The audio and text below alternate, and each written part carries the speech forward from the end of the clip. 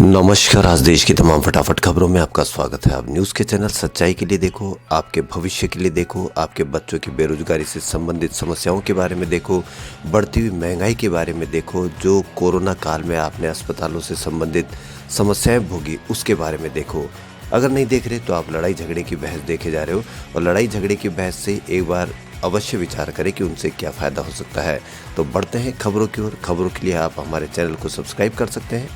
तो एक बार फिर अच्छी खबरों के लिए प्रधानमंत्री नरेंद्र मोदी आज अपने dream project Kashi Vishwanath corridor का उद्घाटन करेंगे। प्रधानमंत्री नरेंद्र मोदी स्वयं फेसबुक पर काशी विश्वनाथ धाम की तस्वीरें साझा की। मुख्यमंत्री योगी आदित्यनाथ और बीजेपी अध्यक्ष जेपी नड्डा समेत कई हस्तियां पहले ही वाराणसी पहुंच चुकी है। काशी विश्वनाथ कॉरिडोर के लोकार्पण को लेकर पूरे जिले में उत्सव का माहौल है। कॉरिडोर के उद्घाटन के साथ पीएम मोदी कई अन्य धार्मिक और सांस्कृतिक कार्यक्रमों में हिस्सा लेंगे। उनका बीजेपी के पदाधिकारियों से भी मिलने का कार्यक्रम है। इसमें 13 और 14 दिसंबर को गंगा घाटों के साथ शहर की प्रमुख इमारतों की विशेष रूप से सजावट होगी और रोशनियां की जाएगी। यही नहीं, लोग अपने घरों में दीपक जलाएंगे और काशी के तमाम परिवारों के साथ संवाद स्थापित किया जाएगा।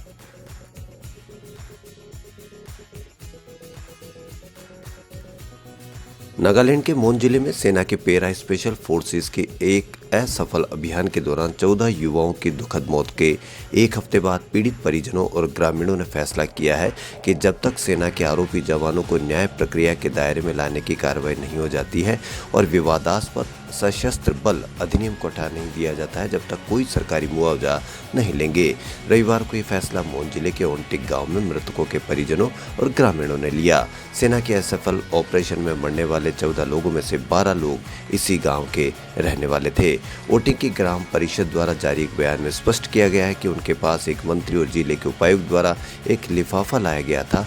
बयान में कहा गया है कि ग्राम परिषद ओटिंग इसे माननीय मंत्री पाइवांग कोन्याक का प्यार और उपहार के प्रतीक के रूप में मानती है। कांग्रेस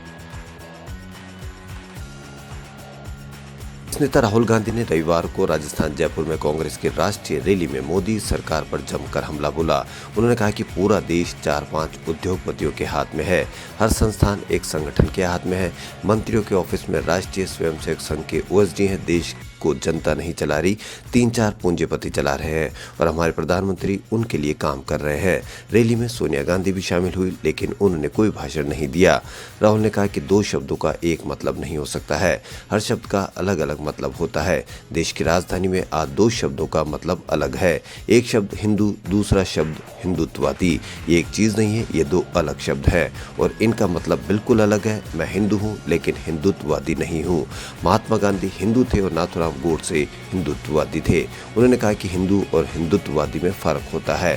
हिंदू सत्य को ढूंढता है, मर जाए कट जाए फिर भी हिंदू सच को ढूंढता है। उसका रास्ता सत्य रहा है, पूरी जिंदगी वो सच को ढूंढने में निकाल देता है, जबकि हिंदुत्ववादी पूरी जिंदगी सत्ता को ढूंढने और सत्ता पाने में निकाल देता है। वह सत्ता के लिए किसी को भी मार देगा। हिंदू का रास्ता सत्याग्रह होता है और हिंदुत्ववादी का रास्ता सत्ताग्रह होता है। राहुल ने कहा कि देश की सरकार कहती है कि कोई किसान शहीदी नहीं हुए। मैंने पंजाब के लिए हरियाणा से नाम लिए 500 लोगों की लिस्ट संसद में दी। उनसे कहा कि पंजाब की सरकार ने कंपनसेशन दिया है, आप भी दीजिए। उन्होंने नहीं दिया। छत्तीसगढ़ के मुख्यमंत्री भूपेश बघेल ने रविवार को कहा कि तानाशाह एडोल्फ हिटलर और Benito Mussolini Bharatiya Janata party के आदर्श है तथा उसकी विचारधारा आयातित है और झूठे प्रचार प्रसार पर आधारित है। भाजपा के वैचारिक मार्गदर्शक आरएसएस पर स्पष्ट रूप से निशाना साधते हुए कांग्रेस नेता ने कहा कि आप उनकी संस्कृति को देख सकते हैं। वे निक्कर और काली टोपी पहनते हैं और ड्रम बजाते हैं। ये भारतीय पोशाक नहीं है। वह उसी हिटलर और मुसोलिनी से प्रेरित है और उसी के अनुसार काम करते हैं। बघेल जयपुर में कांग्रेस की रैली में भाग लेकर लौटने के बाद रायपुर के स्वामी विवेकानंद हवाई अड्डे पर पत्रकारों से बात कर रहे थे।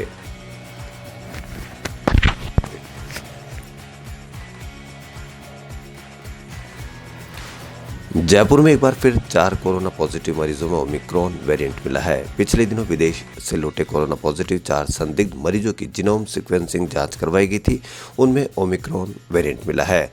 4 मरीजों का पहले से उपचार चल रहा है। इससे पहले जयपुर में 9 ओमिक्रॉन पॉजिटिव मिल चुके हैं, जो अब नेगेटिव हो चुके हैं।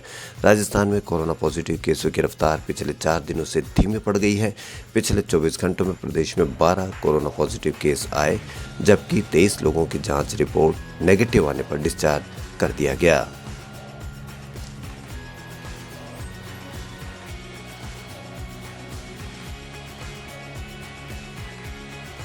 हैदराबाद के Krishna institute of medical science में भारत का पहला ब्रीथिंग लंग ट्रांसप्लांट हुआ है। इससे पहले ऐसा ट्रांसप्लांट अमेरिका, कनाडा और ऑस्ट्रेलिया में कुछ ही जगहों पर हुआ था। अब भारत भी इस लिस्ट में शामिल हो चुका है। हैदराबाद के अस्पताल में भारत के 80% लंग ट्रांसप्लांट होते हैं। सर्जरी में शामिल डॉक्टरों की टीम में डॉक्टर संदीप पथावर भी थे। उन्होंने कहा कि आमतौर पर जब हम लंग्स ट्रांसप्लांट करते हैं तो डोनर अस्पताल से जिस अस्पताल में ट्रांसप्लांट ऑपरेशन होने वाला है वह लंग्स को आइस बॉक्स के द्वारा ट्रांसप्लांट किया जाता है। इस लंग्स में ब्रीदिंग की कोई इनफिशियंसी नहीं होती है। इसमें एक स्पेशल सॉल्यूशन होता है जो उनको प्रिजर्व करके रखता है। प्रिजर्वेशन 6 से 8 घंटे तक लाजमी है। दुनिया में मौजूद सारे लंग्स उत्तम क्वालिटी के नहीं होते हैं। पहले कुछ घंटे लगते हैं उसकी क्वालिटी सुधारने में। ये शरीर के अंदर होता है।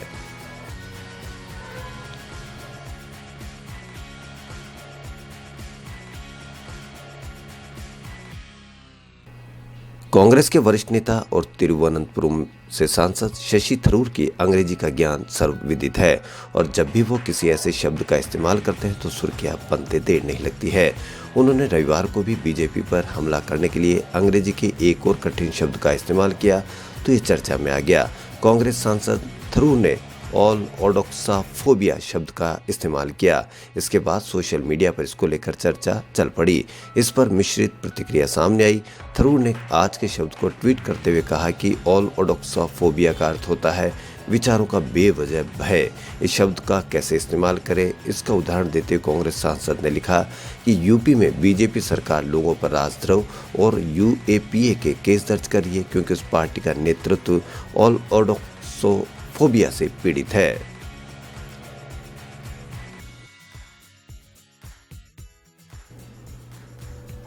सत्तरवां मिस यूनिवर्स पेजेंट इस साल 12 दिसंबर को इजराइल में होने जा रहा है। इस साल बॉलीवुड एक्ट्रेस उर्वशी रौतेला को मिस यूनिवर्स कॉन्टेस्ट का जज करने को मौका मिला है। वो भारत की तरफ से जूरी टीम का हिस्सा होगी।